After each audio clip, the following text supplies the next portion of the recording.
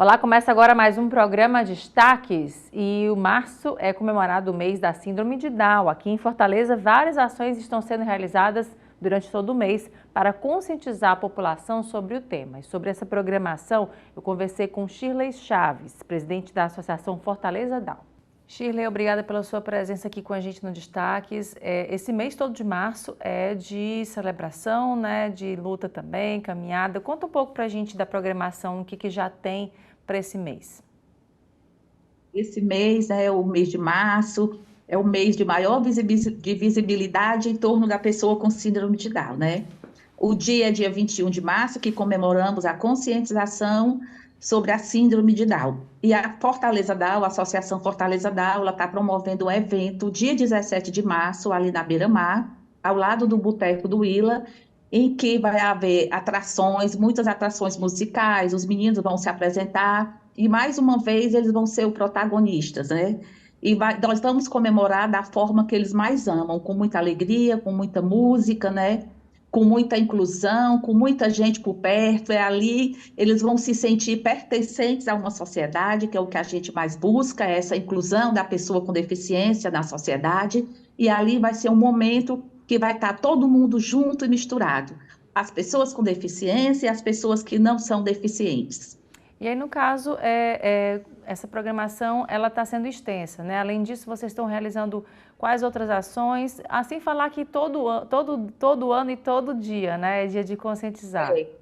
Nós vamos ter uma ação numa lanchonete, né, que nós fomos convidados para levar 150 jovens, pessoas com síndrome de Down, de criança até a fase adulta. Nós teremos também um encontro ali no CIAD, que é na Assembleia Legislativa, nós teremos sessões solenes, nós teremos também eventos particulares, teremos também entradas dos meninos em campo de futebol com jogadores, com os dois maiores clubes, né, do estado, Ceará e Fortaleza.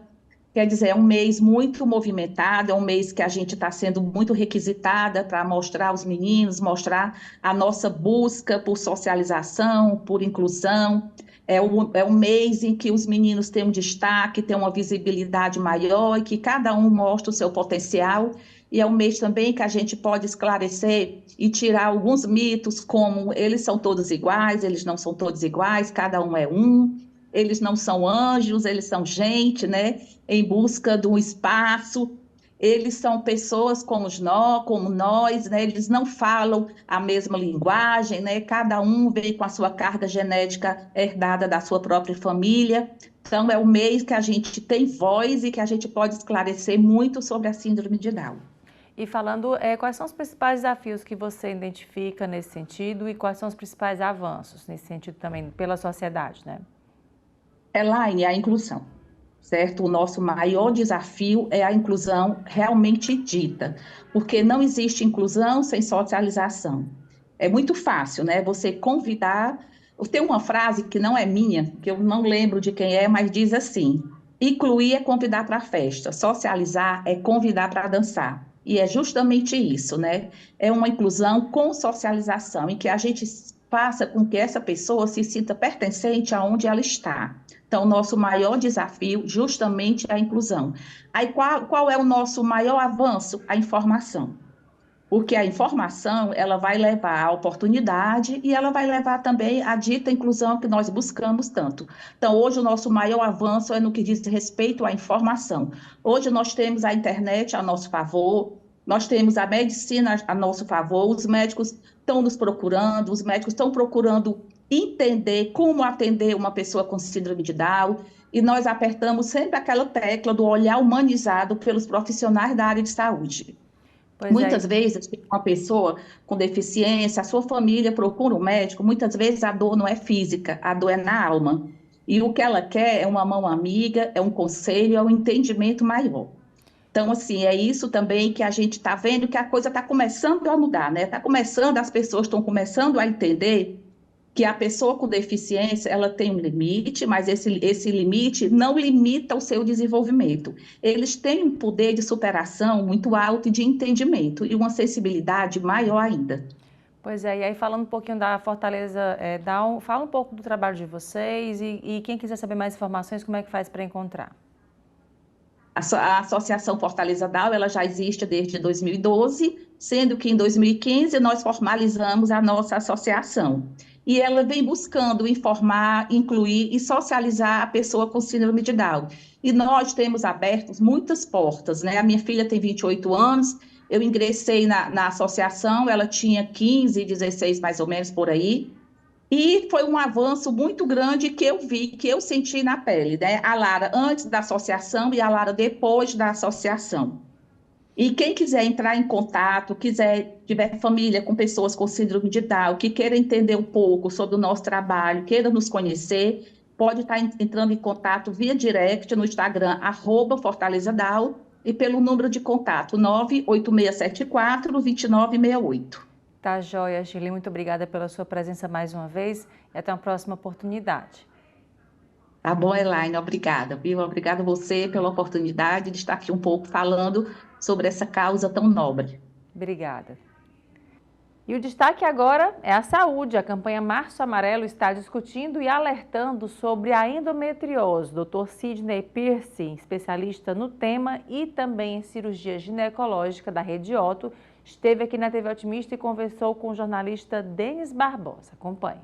Doutor Sidney, muito obrigado. Esse é um tema extremamente importante, um período para a gente fazer um alerta. Eu começo perguntando ao senhor, o que é essa doença? Olá, pessoal. Bom, endometriose é uma doença ginecológica, é uma doença crônica. Tá? Ela se caracteriza pelo achado de células endometriais que, por origem, deveria estar apenas dentro do útero, em outros órgãos. Existem várias teorias de como essa doença surge, mas a mais aceita é que a menstruação ela volte pela trompa e se implante em alguns sítios, em alguns locais, como intestino, ovário, trompas. Então é uma doença inflamatória. Certamente no consultório são muitas os depoimentos de uma vida complicada, né? Uma situação bastante complicada para essas mulheres. Quais são os relatos, né, causados por essa doença no dia a dia dessas pessoas? Denis, a gente fala que a endometriose rouba os sonhos, porque ela causa dor e infertilidade. Então essa mulher, quando ela está na sua idade jovem, que começa a ter vida sexual, ela começa a ter dor. Na escola ela não consegue obter os mesmos resultados das colegas. No trabalho ela tem uma perda salarial por conta da endometriose. E no momento mais bonito, que ela quer gestar, que ela está com seu companheiro, ela não consegue. Então a endometriose é uma doença muito massacrante para a mulher, não só para a mulher, mas para todos os familiares, os maridos, amigos, toda a família sofre junto com essa paciente. Doutor, quem não tem na família uma mulher que sofre com essa doença, não imagina o prejuízo social que ela traz, né? O senhor nos narra essa questão do trabalho, a questão da educação. Só realmente quem passa por isso tem a noção do impacto dela. É pouco provável não ter alguma pessoa na família, porque a incidência da endometriose é em torno de 10 a 15%. Então, muitas vezes essas pacientes, elas têm a doença, mas não têm o diagnóstico. Então, ela, de alguma maneira, negligenciada em algum período, menosprezada desses sintomas, e essa paciente, às vezes, passa a vida toda sem o diagnóstico, mas com a doença e com todo o sofrimento que ela acarreta. Quem consegue fazer esse diagnóstico, como conviver com essa doença, com essa realidade? É possível ter essa qualidade de vida restabelecida após esse acompanhamento ou com o acompanhamento? Sem dúvida nenhuma. A ferramenta mais importante é o diagnóstico precoce. Tá? E essa paciente ser atendida por um serviço multidisciplinar. Tá? O diagnóstico, assim, apenas 10% das mulheres que têm endometriose são assintomáticas, não têm os sintomas que a gente relatou no começo. Mas a maioria, 90%, apresentam principalmente dor na menstruação, que é o sinal de alerta, muitas vezes associado a um fluxo menstrual aumentado. Quando inicia a vida sexual, dor na relação sexual, dor de profundidade, que não é normal também. Alterações urinárias no período menstrual, alterações intestinais no período menstrual. Às vezes evolui para uma dor crônica, não mais no período da menstruação, mas durante todo o mês. E a infertilidade. Essa paciente com esses sintomas, ela deve ser muito bem avaliada e examinada no consultório, no qual uma boa entrevista, que a gente chama de anamnese, e um exame físico, que é feito pelo toque vaginal, a gente dá diagnóstico em 70% dos casos, sem nenhum outro exame. Obviamente que para avaliar melhor essa paciente, a gente vai precisar de exames de imagem, que seriam uma ressonância magnética ou um ultrassom com preparo de intestino, para poder fechar esse quadro clínico.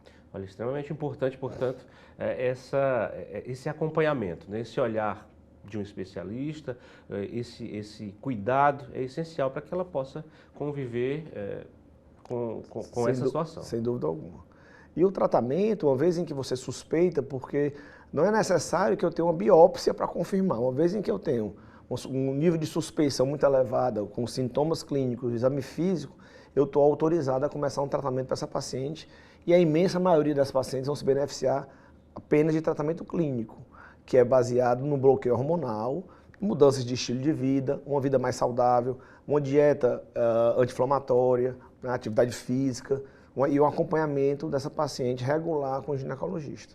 Uma vez em que a gente não consegue controlar essa sintomatologia apenas com medicamentos, essa paciente ela vai precisar ser submetida a um tratamento cirúrgico e ele é feito por laparoscopia ou robótica. O senhor falava dessa primeira opção do tratamento, interligado aí com o estilo de vida, essa alimentação, esse cuidado com o bem-estar a partir de atividades físicas. Isso revela exatamente mais uma vez a importância de tudo isso, né? Sim. Inclusive nessa situação. De um bom estilo de vida, importantíssimo. Olha, a gente está discutindo sempre aqui no programa sobre essas questões de saúde exatamente para alertar as pessoas, nesse caso as mulheres, sobre a possibilidade de sim ter uma qualidade de vida com situações como essa, como é o caso dessa doença. Doutor, e em quanto tempo, a depender da situação, na primeira opção desse acompanhamento, dessa mudança de estilo de vida, em quanto tempo se consegue ter bons resultados e uma boa qualidade de vida? Bom, antes de falar sobre isso, eu queria ressaltar a importância do Março Amarelo. É um mês que a gente precisa discutir realmente sobre a endometriose, porque é um problema de saúde pública, né? Acomete hoje mais de 7 milhões de brasileiras, mais de 180 milhões de mulheres no mundo, causando absenteísmo, presenteísmo, dor, perda de qualidade de vida. Tá? Uma vez que a gente institui o diagnóstico, a gente começa um bloqueio hormonal e aí essa paciente é reavaliada com 3 meses, 6 meses e 12 meses. 3 meses a gente vai avaliar se tem algum efeito colateral daquele remédio para que a gente possa modificar a linha de tratamento. 6 meses, respondendo a sua pergunta, é o máximo que eu tenho de melhora da dor com a medicação. Então, se com 6 meses ela não teve uma melhora, ou a gente vai trocar de medicamento, ou a gente vai ter que indicar um tratamento cirúrgico. E 12 meses a gente repete exames de imagem para avaliar, porque muitas vezes, mesmo a doença estando controlada, sem dor, ela pode estar crescendo. E aí a gente precisa avaliar isso com o exame de imagem. Existe hoje ainda muitas pesquisas acontecendo para novos tratamentos poderem surgir para a endometriose. Então, endometriose é uma doença que às vezes causa fibrose, então está sendo estudada uma linha de tratamento para diminuir essa formação de fibrose nos focos de endometriose. E também tem um estudo escocês, que talvez saia daqui a uns 5, 7 anos, mostrando que no peritônio dessas pacientes ocorre um aumento do lactato. E aí alguns medicamentos que diminuem esse lactato para ver se a gente consegue diminuir essa inflamação, mas ainda está no âmbito da pesquisa, a gente está aguardando que esses medicamentos surjam para aumentar nosso arsenal de tratamento dessas pacientes com endometriose. Perfeito. Olha, esse mês é dedicado a muitas atividades em torno disso, mas claro, é preciso que você compartilhe informação durante o ano todo, inclusive compartilhando essa nossa entrevista com um especialista, doutor. É preciso que as pessoas tenham acesso a essa informação, de que sim podem conviver com tudo isso, e por isso é tão importante essa divulgação do Março Amarelo, né? Sem dúvida. Nós temos uma sociedade que se dispõe a isso, a Sociedade Brasileira de Endometriose, inclusive agora dia 16 vai estar acontecendo um evento em todo o Brasil, chamado SBE e Elas, é um evento para as mulheres, para os grupos de apoio, né, para divulgar cada vez mais uma informação acadêmica, né, porque a gente tem que trazer o bom conhecimento, principalmente quando se fala de saúde. A gente tem que trazer o conhecimento balizado em artigos científicos, em literatura médica rica. E agora o intervalo. A gente volta em instantes com mais destaques.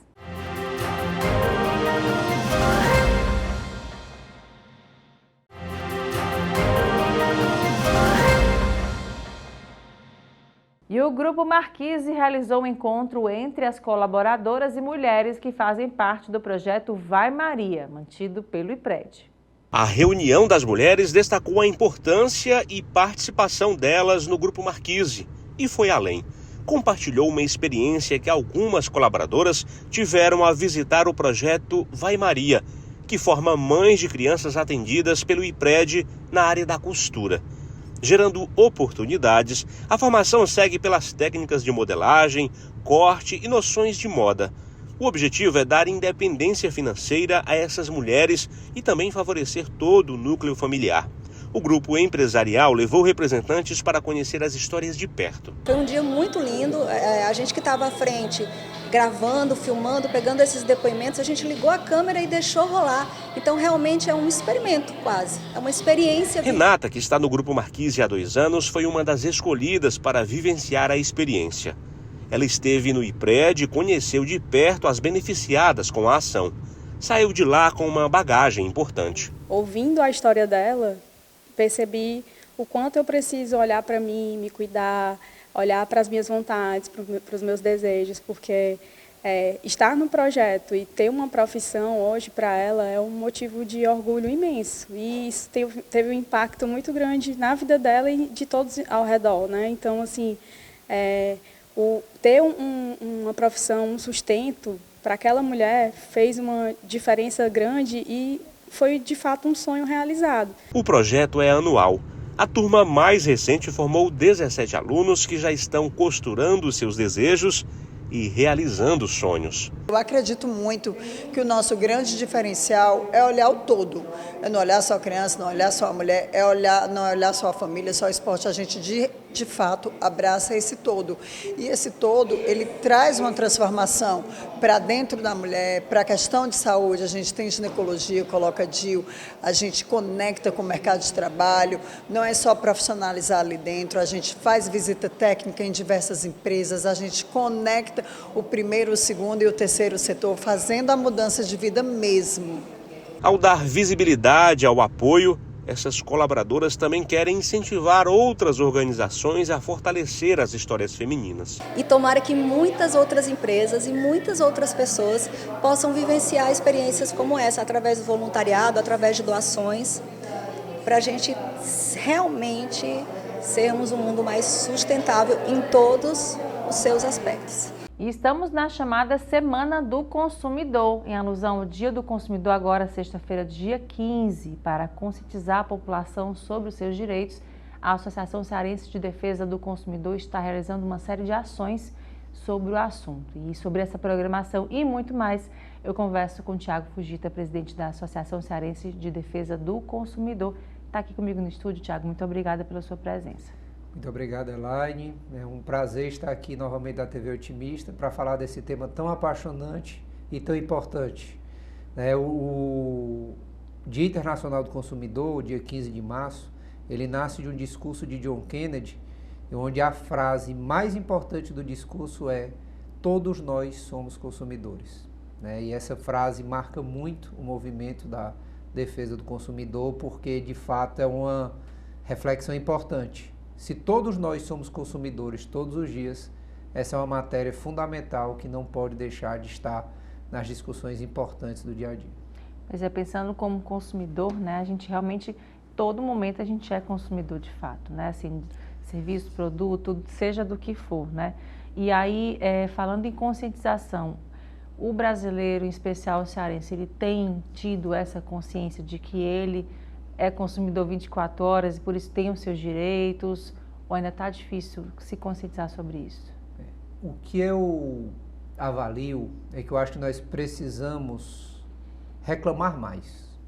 Eu sei que às vezes a palavra reclamar, as pessoas têm uma certa preocupação, mas eu costumo dizer, se você não exerce o direito, você perde direito. Então eu acho que eu vejo muitas vezes os números dos nossos órgãos de defesa do consumidor. Por exemplo, aqui no Ceará nós vivemos um momento muito ruim com a nossa concessionária de energia elétrica. Dificilmente alguém não tenha um problema. E se você observar o número de reclamações perante os órgãos de defesa, são muito pequenos diante dos milhões de consumidores que nós temos aqui de energia elétrica. E nós sabemos que o serviço está deixando muito a desejar. Então, eu costumo dizer que é importante o exercício exatamente para quem abusa do direito, para quem não cumpre os seus deveres como fornecedor, que ele possa ser penalizado. E para isso nós temos que ter uma radiografia. né? Quando alguém está doente, não precisa do exame, é muito importante que haja essa conscientização dessa busca dos direitos, Elaine, porque sem isso fica difícil da gente identificar exatamente qual é o problema. Ao passo que interessante é ver, eu tenho acesso a algumas pesquisas de consumo e eu vejo eu acho interessante verificar que o consumidor brasileiro é o que mais se preocupa com o atendimento. É o que mais vincula o retorno a uma determinada empresa por conta do atendimento. E como é importante a gente também levar essa informação ao empresário. O empresário que muitas vezes acha que conhece o seu consumidor, mas eu acho fundamental que ele comece a investir um pouco mais em pesquisa, comece a investir um pouco mais num sistema que o consumidor possa colocar a sua opinião, um sistema de feedback, livro de reclamação do consumidor. E tudo isso eu vejo que muitas vezes dentro do mercado de consumo ainda precisa se aperfeiçoar para que a gente possa ter melhores resultados. E pensando nisso, vocês estão justamente fazendo ações voltadas para as empresas, né, para os empresários. Como é que tem sido essas ações, né, durante esse mês todo? Isso. Nós dividimos a nossa atuação da Associação Cearense de Defesa do Consumidor. Eu aproveito para agradecer cada membro, que são todos advogados e que atuam assim, com muita vontade mesmo e querendo transformar esse mercado. E nós dividimos em algumas frentes de trabalho, né? Nesse mês nós vamos ter visitas a empresas, né? No início do mês tivemos a oportunidade de estar com o setor de atendimento e marketing do Mercadinho São Luís. Nós também vamos fazer palestras para funcionários e colaboradores do Coco Bambu, com o objetivo de tentar mostrar que a lei ela não precisa ser aquele livro distante. Ela pode ser mais próxima, principalmente com a defesa do consumidor.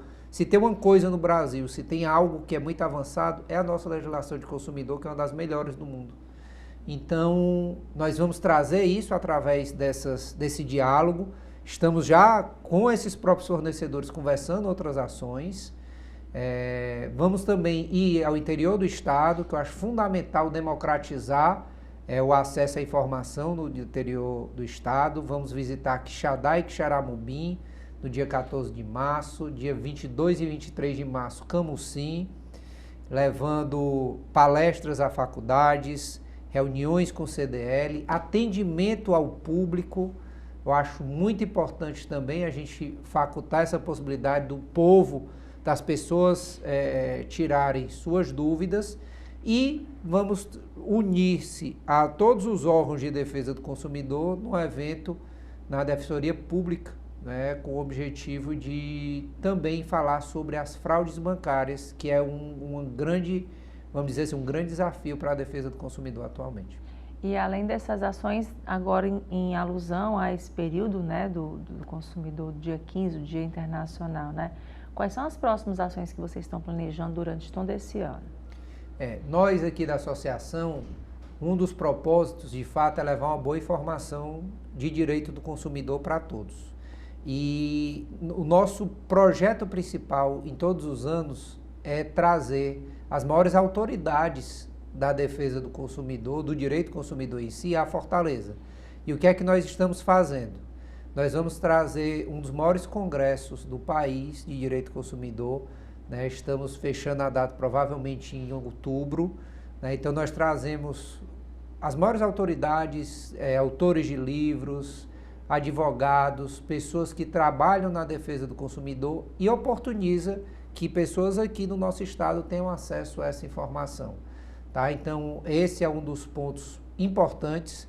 Também nós temos o propósito, como fizemos ano passado, ir a todas as instituições de direito de Fortaleza e também algumas instituições do interior do estado, para incentivar com que outros universitários, advogados militem nessa defesa do consumidor, até porque o direito do consumidor é a matéria que é mais... existe um maior número de litígios no Poder Judiciário, de acordo com o Conselho Nacional de Justiça. Então, nós queremos exatamente fomentar o desenvolvimento e o enriquecimento desse debate. E aí você falou muito numa coisa importante que a gente vê muito, é o livro do direito do consumidor, né? O Código de Defesa do Consumidor, o livro físico que fica às vezes ali, né? No cantinho, onde assim, olha, tem um aviso. Nós temos aqui o guia, né? O Código de Defesa do Consumidor, tipo, ele está lá parado, assim. Então a gente acaba vendo que algo que é um pouco distante, né? Assim, é exatamente vivenciar esse código, né? No dia a dia, né? E entender que quem está falando não está reclamando, né? Pelo contrário, está fazendo valer esse direito e que é bom para todo mundo. Né? E eu vejo por 2 ângulos. Por isso eu também queria aproveitar o espaço, Elaine, para divulgar que nós criamos um curso para comerciários, para as pessoas que atendem no comércio, em parceria com o Sistema Fé Comércio, Senac, e nós temos e lançamos a campanha Comércio Amigo do Consumidor. Tá? Então, nós queremos que a pessoa que esteja atendendo, ela conheça um pouco sobre o direito do cliente, do consumidor, e que ela entenda também sobre os mais diversos ângulos.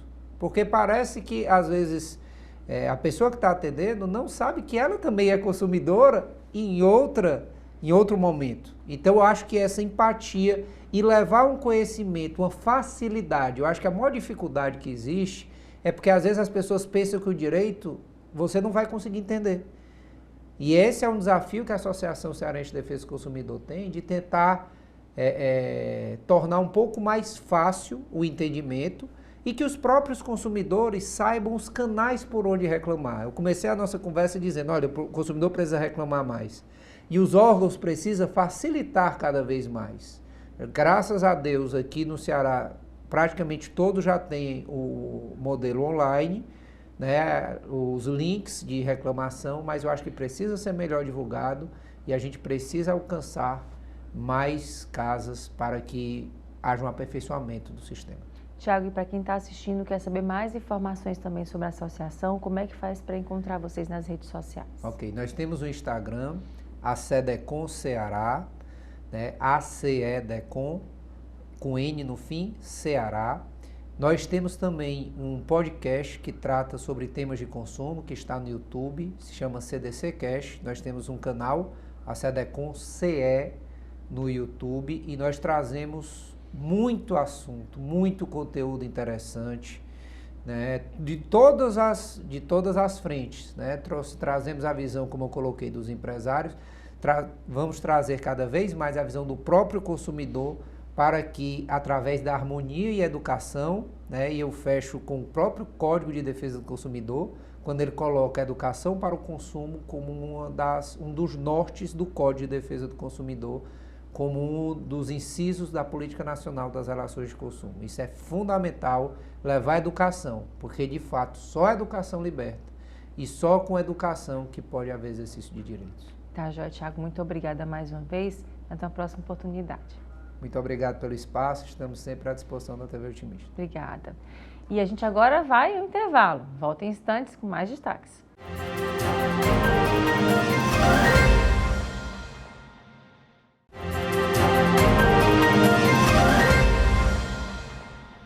E a gente fala agora sobre a importância da consultoria empresarial nas mudanças na nova economia voltada para essa tecnologia agora. Como é que a gente consegue, né, assimilar tudo isso? E ao meu lado, quem vai responder isso é Sandro Lins, consultor empresarial. Está aqui comigo no estúdio. Sandro, muito obrigada pela sua presença. Eu que agradeço. Sandro, falando sobre isso, né, a gente tem aí mudanças muito significativas nas empresas, né, e a consultoria é um papel importante nesse sentido, né, para poder mapear, olhar, né, ver além, informar. Como é que é trabalhar tudo isso cada vez mais? Todo dia tem mudança. Como é que dá para assimilar tudo isso? É uma transformação, né? Eu costumo dizer que é uma metamorfose muito forte, muito poderosa que aconteceu nos últimos 20 anos, né? Então, quem lembra do antigo comércio, olha para o comércio eletrônico, olha para a internet, a velocidade das mudanças, a velocidade das informações, muda tudo, assim como principalmente o comportamento do consumidor. E eu costumo dizer que a empresa ela é um grande projeto social e precisa dar certo. Tanto porque uma pessoa saiu do seu emprego, da sua vida ali tradicional para colocar um negócio, para alcançar um objetivo, sonho de vida, e aquele negócio precisa ser viável. E muitas vezes ela vai na garra, na coragem, na raça, e aprendendo com os tropeços. E um consultor, uma consultoria ajuda muito a pessoa a acertar nos passos, nas decisões, e isso é fundamental. Até porque esse projeto social, quando ele dá certo, e ele cresce numa velocidade legal, e ele se expande, muitas pessoas são empregadas, muitos impostos são recolhidos, muitas pessoas se aprimoram, a profissionalização, a educação corporativa, né, o papel das pessoas passa a ser um papel de contribuição, o papel da empresa na sociedade de contribuir com todo um nivelamento profissional, por exemplo, a área do turismo, quando você tem um atendimento de qualidade nas barracas, nos restaurantes, nos lugares onde os turistas visitam, nas viagens, faz com que as pessoas percebam que aquela região, aquele local, tem um trato, tem uma educação específica, né? Um profissionalismo. Então, a empresa, quando dá certo, é uma obra social que ajuda diversas pessoas, direta e indiretamente. A gente viu na pandemia muitas pessoas empreendendo, né, por necessidade, às vezes se viram desempregadas, passaram a empreender, muitas passaram a realizar seu sonho, né, que guardou há muito tempo, e a pandemia meio que mexeu com isso, né, de você fazer aquilo agora, né, realizar o seu sonho, enfim. E aí, nesse ponto, a gente notou também muitas empresas que abriram e fecharam logo, né? Porque às vezes não tem aquele tato, olhar no além, né? Ver só a questão do online, não identificar também o presencial, né? Como é que é tentar adaptar tudo isso no sentido de que essa pessoa tem que ter esse olhar também de gestão, né? Não só realizar o sonho, né? Mas também olhar além para a gestão. Eu costumo dizer que o empreendedor é que nem a natureza. Ele procura uma forma de surgir, né, crescer, se desenvolver. Porém, nem sempre o solo é fértil, as condições nem sempre são favoráveis. E quando você, nesse momento que existem diversas formas de empreender, principalmente, né, eu costumo dizer que é o momento mais favorável de se empreender comparado há décadas atrás, porque você pode ser um empreendedor digital, você pode ser um empreendedor que trabalha com, por exemplo, a gente não percebe assim, mas o motorista de Uber, ele é um empreendedor. Olha que interessante, porque ele compra um carro, o carro, ele passa o dia inteiro sentado no seu escritório, atendendo pessoas através de uma prestação de serviço. Né? Então, uma pessoa que normalmente procuraria um emprego de um salário mínimo um pouco mais, fez um investimento, fez um consórcio, fez uma coisa assim, comprou um imóvel, comprou um automóvel e começou a empreender ali no seu carro. Então passa a ganhar 5, 6, 7 mil, que é mais ou menos o que uma pessoa passa uma rotina, uma carga horária de trabalho, trabalhando todos os dias como um empregado normal, e ganha muito bem e consegue ter ali, na hora que quiser, para. Então, assim, é muito livre e muito ampla as possibilidades. O digital, as redes sociais, o tráfego focado em marketplace, né? Infoprodutos, serviços autônomos, remotos. Então, as possibilidades, tanto para empreender, para como você, quando quer ser um colaborador de uma empresa, existem hoje vários meios de não necessariamente você ser um empreendedor, mas ser um prestador de serviço para várias empresas que podem pagar o seu salário ou participações e resultados muito interessantes. Acaba sendo um co-empreendedorismo, né? A pessoa é colaboradora, de uma certa forma, porque entra nos processos da empresa, e ela é empreendedora porque não tem não tem aquela necessidade de cumprir aquele horário específico, como a rotina de trabalho, pensando apenas nos benefícios da lei trabalhista, por exemplo, né? A gente tem os nômades digitais, né? Pessoas às vezes moram aqui e prestam serviço na Índia, Canadá, enfim, e gente que está lá que presta serviço aqui também, né? São realidades que se mostraram, né? E aí mexe também com o olhar do colaborador, né? Quem é essa pessoa, não necessariamente já tem que estar lá batendo ponto, né? Se ela presta um serviço, se ela faz a entrega dela, independente de onde estiver, né? Existe uma história muito interessante que com a mudança da legislação e também o perfil dos jovens que entraram há 5, 10 anos aí no, vamos dizer assim, on-board na parte profissional, eles não aceitam mais aquela gestão anterior, a chefia, eles não necessariamente acatam facilmente ordens, eles têm sua opinião própria, eles não estão ali entrando na empresa apenas por necessidade. Essa questão de ter medo de perder por exemplo, a subsistência não é um medo dessas pessoas. Eles preferem estar no lugar que gostam ou trabalhar com algo que realmente se identifica. Então, muitas vezes, eles procuram realmente algo que se identificam. Então, o que é que acontece? Ter liberdade, trabalhar com uma coisa que gosta muito, de casa, remotamente, tendo autonomia nos seus horários, apenas focando em entregar o que foi combinado, é o melhor dos mundos para quem tem uma mentalidade muito mais moderna, digamos, né? Digital. Isso é um ponto. Pois é, Sandro. E para falar com relação ao trabalho de consultor, né? Como é que é o trabalho que você tem realizado?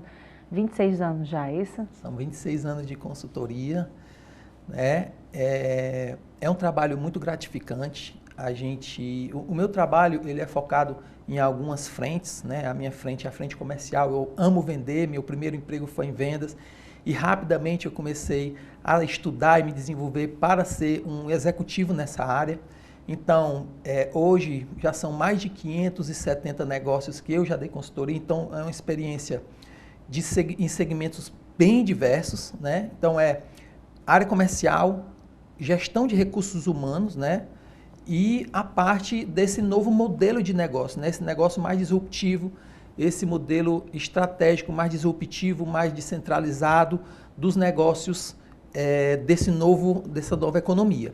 Então, é muito bom porque quando você consegue contribuir com o empresário para tomar decisões mais certas, conseguir fazer uma gestão mais aprimorada, conseguir identificar os pontos chaves para melhorar o seu negócio, as questões estratégicas para ocupar um posicionamento mais favorável, conseguir se diferenciar da concorrência, fazer com que as pessoas estejam mais profissionalizadas, dando o melhor delas, né, capacitando, empoderando as pessoas para realizarem não só o seu trabalho ali naquela empresa, mas elas estão preparadas, cada vez mais preparadas para o mundo delas, né? Por exemplo, a empresa que investe no seu colaborador, se o colaborador quiser sair de lá, ele vai estar preparado para entrar muito mais bem colocado em outras empresas. Então, assim, é uma ajuda muito legal. Eu costumo dizer que a minha missão é ajudar, não só pessoas e empresas, é contribuir com o meu país, é contribuir com a minha região, com o meu país, porque realmente, quando a gente consegue fazer com que esse projeto empresa, que eu considero o melhor e mais bem-sucedido projeto social, você faz com que diversas pessoas criem autonomia. Eu acho que essa é a verdadeira educação, é que cria autonomia, que cria altivez, que as pessoas sabem o que fazer, elas têm muito mais poder de decisão, elas conseguem contribuir muito mais onde elas estiverem, tanto na empresa, como elas criam novas posturas para as suas amizades, para a sua casa, a sua família. Um líder, muitas vezes, interessante, um líder dentro de casa, muitas vezes quando ele está num cargo ali que ele só se vê como colaborador, ele não dá tudo o que pode, mas quando ele é trabalhado, desenvolvido e trabalhado nele a liderança, a altivez, a tomada de decisão, a contribuição na empresa, ele passa a trabalhar todas aquelas atividades que ele faz em liderar a sua família, liderar a sua casa, ajudando a empresa a chegar lá. E quem cresce rápido com a empresa, cria oportunidades para ganhar melhor, se desenvolver, crescer e aprender mais sobre empreendedorismo. Porque, como você falou e me perguntou há alguns minutos atrás, Sandro, mas como é que é isso? Tantas pessoas saindo, colocando seus próprios negócios? A grande questão muitas pessoas abrem negócios sem saber quase nada sobre negócios. Elas querem mais ela ter a autonomia, poder fazer por si mesmo, ter o seu próprio negócio e alcançar seus sonhos que são só seus. Não é verdade? Então, quando elas entendem, quando elas passam mais tempo, se profissionalizam dentro da empresa, elas já sabem muito mais o que fazer lá fora. Porque a própria empresa é um ensaio onde elas percebem em cargos diferentes como fazer para o negócio dar certo. Sandro, falando também para quem está assistindo, que você sabe mais informações sobre você, seu trabalho, inclusive seu livro também, né, que é um guia para quem está atuando na área, como é que faz para encontrar? Bom, vamos para o Instagram, né? O Instagram é mais fácil, @SandroLinsConsultor. O meu livro é o Vendendo Milhões, né? Um livro que ajuda vendedores autônomos que fazem grandes vendas, né? Não aquela venda imediata, mas vendas construídas, processo bem estruturado, tá? Os vendedores, os profissionais de venda que querem realmente fazer a diferença no mercado, na livraria Leitura.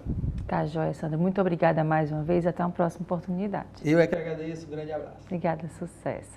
E o Tribunal Regional do Trabalho da 7ª Região empossou oficialmente o novo desembargador da Corte, Antônio Teófilo Filho. A posse foi prestigiada por autoridades de todos os poderes. O governador Elmano de Freitas, o presidente da Assembleia Evandro Leitão e o da Câmara Municipal Gardel Rolim acompanharam a sessão. A cerimônia ocorreu no plenário do tribunal. É um momento muito especial, né? Para todo juiz chegar à segunda instância e ser promovido, realmente é muito especial. E no meu caso eu considero um fato ainda muito pitoresco, muito importante para mim, porque eu sou filho de um servidor da casa, um servidor já falecido, infelizmente, mas assim, o Tribunal Regional do Trabalho para mim representa muito, né? E é muita alegria, é muita emoção. Antônio Teófilo Filho tem vasta experiência no magistrado. É juiz desde 1994, tendo sido diretor do Fórum Altran Nunes de 2012 a 2016. Teófilo toma posse pelo critério de antiguidade. Era o mais velho dos juízes para ocupar a cadeira na corte. O desembargador assume a vaga em decorrência da aposentadoria do desembargador Jefferson Quezado Júnior. A pretensão é de continuar prestando bem a jurisdição, de uma forma célere, de uma forma que a gente possa cumprir os anseios que a sociedade tanto exige da Justiça do Trabalho, como a Justiça do Trabalho vem fazendo efetivamente durante toda a sua existência. A partir dessa posse, a Corte Trabalhista passa a julgar por meio de composição completa, ou seja, todos os 14 membros estão ocupando as vagas destinadas a magistrados. A expectativa com isso é de ampliar a velocidade dos julgamentos. A celeridade é o nosso principal foco, né, na Justiça do Trabalho, como deve ser em todos os ramos do judiciário, né? Porque não adianta você requerer um direito e esse direito se arrastar por anos e anos, às vezes perde até o objeto, né? A pessoa falece e fica para os herdeiros, né? Então, na verdade, a celeridade é o nosso principal objetivo aqui na Justiça do Trabalho e com a chegada desse novo desembargador, sem sombra de dúvidas, essa celeridade vai ser incrementada, porque o desembargador Teófilo, desde que atuava no primeiro grau de jurisdição, já era conhecido como um juiz rápido, um juiz célere, descomplicado. O presidente da Corte Trabalhista elogiou o novo membro do TRT da 7ª Região. Para ele, Teófilo possui grande preparo intelectual e deve agregar ao pleno.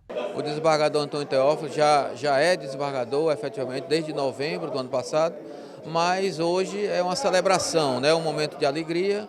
E o desembargador Teófilo é um juiz operoso, um juiz de um grande preparo intelectual, de um fino trato, é uma unanimidade. Então, o desembargador Teófilo veio agregar ao tribunal e o tribunal só tem a ganhar com a chegada dele aqui. E segue até o dia 16 o 13º Festival Popular de Teatro de Fortaleza, Conexões Periferias. O tema deste ano é o teatro e a comunidade, na rua, na praça, em todo lugar. Sobre a programação, eu converso com Raimundo Moreira, coordenador geral. Está aqui comigo no estúdio, Raimundo, muito obrigada pela sua presença. Eu que agradeço o convite. Falando dessa programação, já iniciou, né? Vai até agora dia 16.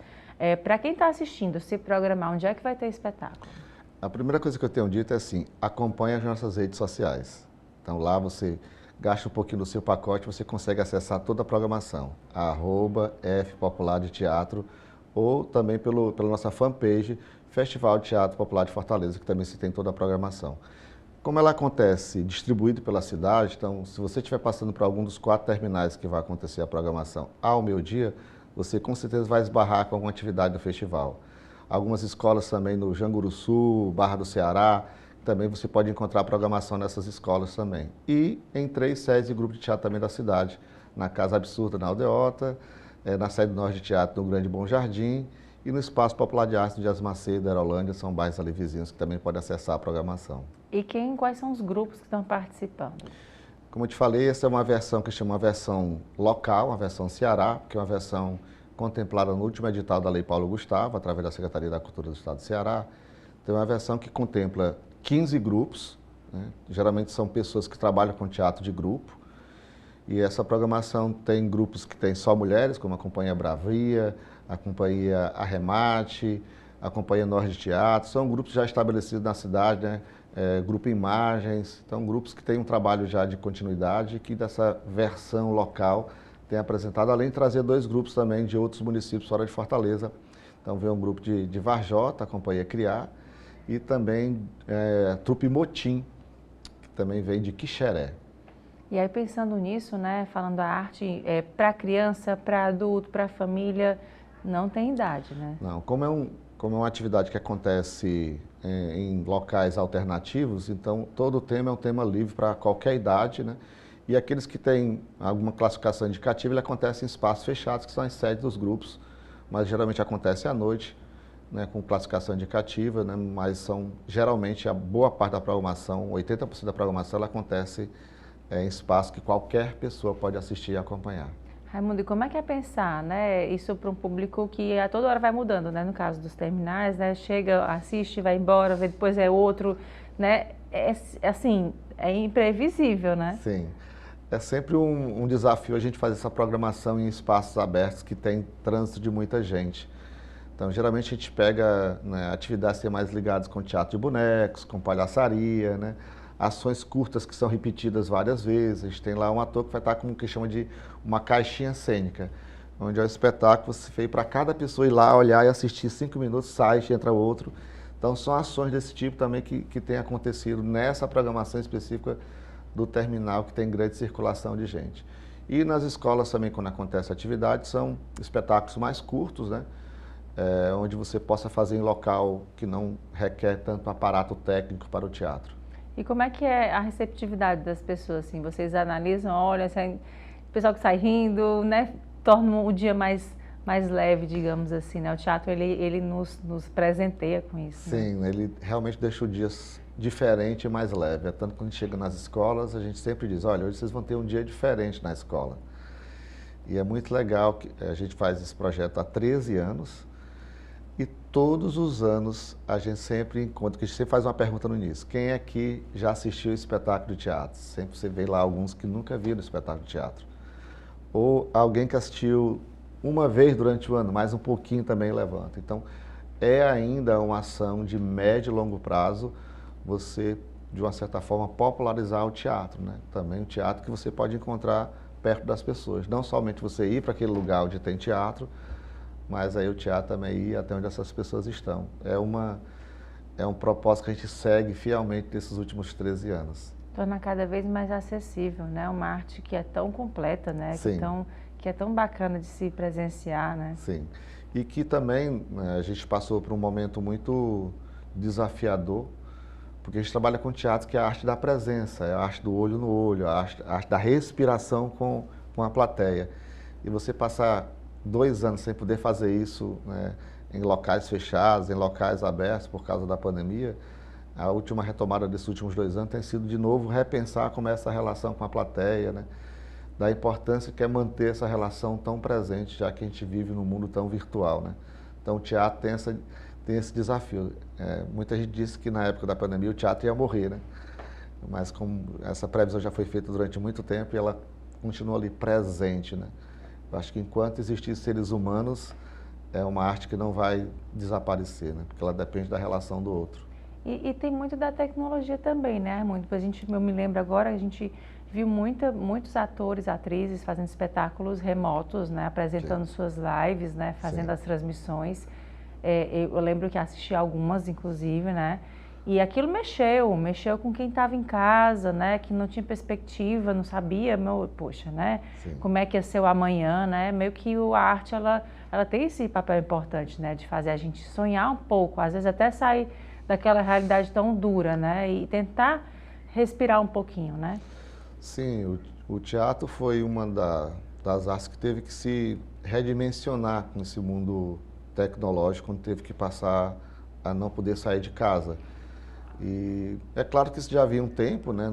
Essa relação do teatro, das artes da cena com a tecnologia não é algo novo, né? Ela já existia, tanto que você tem videodança, né? Tem espetáculo que você pode fazer daqui com alguém lá na Alemanha, então isso sempre existiu. Só que fazer só isso que foi o desafio, né? Como fazer só isso? Porque é diferente você assistir um teatro feito pelo vídeo e um teatro feito presencialmente, né? Não tem como você comparar, porque a tecnologia exige qualidade naquilo que você está fazendo, né? E se não é para ter qualidade, eles vão assistir um filme numa plataforma digital, que tem lá o som perfeito, a qualidade da imagem perfeita. E a gente sofreu, porque a gente é num país onde não tem a internet com grande facilidade. Então foi bem desafiador viver esse momento de fazer teatro naquele quadradinho retangular, de você também interagir. Mas acho que foi uma outra experiência agregada. Acho que isso também constrói para o teatro se colocar de uma outra maneira nessas plataformas e só vai acrescentar daqui para frente. Pois é, agora retomando de novo esse evento até o dia 16, queria que você, por favor, fizesse convite para quem está assistindo para poder acompanhar. Até o dia 16 ainda tem espetáculo, né? Quero de novo reforçar o convite, né, principalmente pelas redes sociais, aproveitando falando em mundo digital, é fácil de acompanhar a programação. É só acessar no nosso Instagram, @fpopulardeteatro. Está lá, todo dia sai a programação, em que terminal nós vamos estar, em que escola estaremos, em que sede de grupo de teatro nós estaremos. Você pode acompanhar dia a dia essa programação. E também no Facebook, quem tiver os pacotes gratuitos aí do Facebook, é só acompanhar a nossa fanpage, sem gastar dados, está lá, Festival Popular de Teatro de Fortaleza, que também tem diariamente toda a programação. E pode ser que você esbarre com alguma programação dessa e já está, opa, aqui é uma ação do Festival Popular de Teatro. Tá joia, muito obrigada mais uma vez e até uma próxima oportunidade. Eu que agradeço. Obrigada. E agora com essa dica, a gente fica por aqui. Obrigada pela sua companhia e até o próximo programa.